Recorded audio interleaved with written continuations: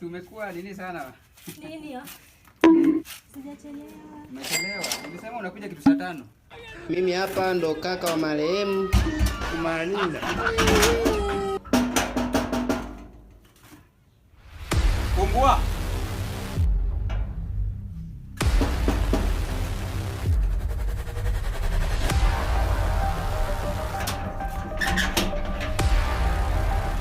Nataka rent ya this month na last month. Hakuna. Msichana ndio unabadilisha tu kama pampers kila saa na sura mnafanana tu sura. Hakuna timing na kutoa. Nipe pesa yangu. Tulijenga nyumba na wewe ama mimi ndio nilijenga nyumba peke yangu? Vitu ni kuelewana bwana. Very good. Toa huo msichana nje.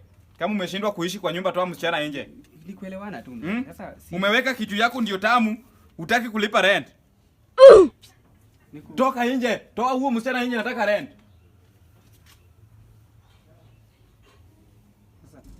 Nimesema toka nje. Toka nje msichana. Tokeni nje.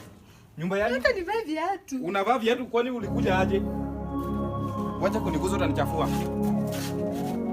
Uende jenge nyumba yako nyumbani yenye unafanyia vitu yenye unataka. Umeshinda hapo unabadilisha tu wasichana, unabadilisha wasichana na pesa bwana. Hauna. Yaani utafute pesa na ukuje ulipe rent uingie kwa hii nyumba. Hata watu waelewana. Tunaelewana waje?